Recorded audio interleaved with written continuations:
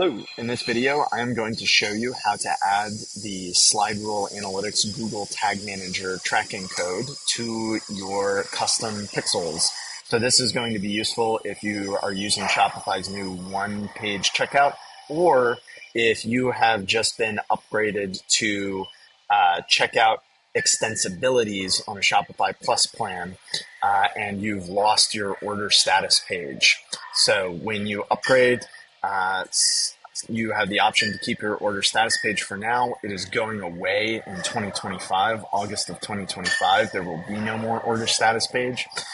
So to track begin checkout through purchase in Google Tag Manager, the only option is custom pixels. And this is the best way to do that. Cool.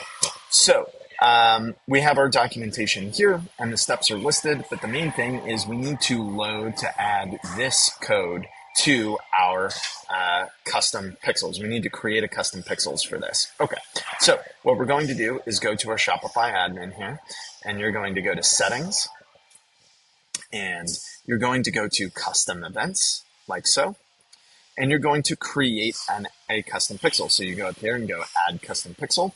Now we have a recommended name here. We recommend that you call it SlideRule Google Tag Manager, like so. You're going to add the pixel. Great. And then you just copy all of this code into here. And then the last step is you need to update Google Tag Manager XXX to your actual container. So if you were like MPH 56, you would do that. Then you hit save.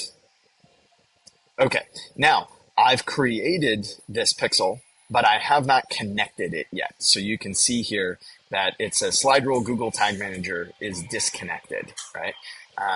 You can connect this if you're ready to launch, but there's one thing you need to make sure before you do that. You do not want to fire this custom pixel and the order status page code. Otherwise, you'll get duplicate purchase events. So if you come down here and you see this, it says depreciated. That means it's still live. It's still using it. And if you have the code from the order status page, this code, if this code, SlideRule code, is in here, and this isn't grayed out and says this order status page no longer exists, if it's still live, then I don't want you to connect the custom pixels. If this is grayed out and it says, this order status page is no longer in use, then I want you to go ahead and connect that pixel. So in other words, you can connect the pixel when you're ready to go live with checkout extensibilities and get rid of the order status page. Once you do that, all you do is hit connect like that, and boom, Google Tag Manager will be connected to your checkout extensibilities or one-page checkout. There are lots of issues with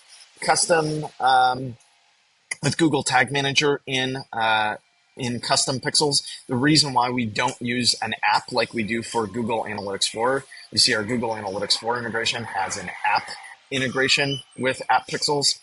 The reason why we don't do that is that that just doesn't work with Google Tag Manager because of the sandboxed JavaScript.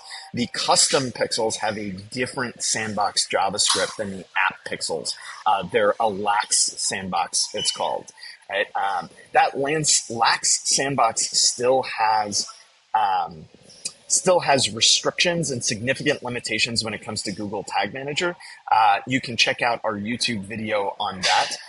But the lax sandbox that comes from the custom pixels does work with Google Tag Manager.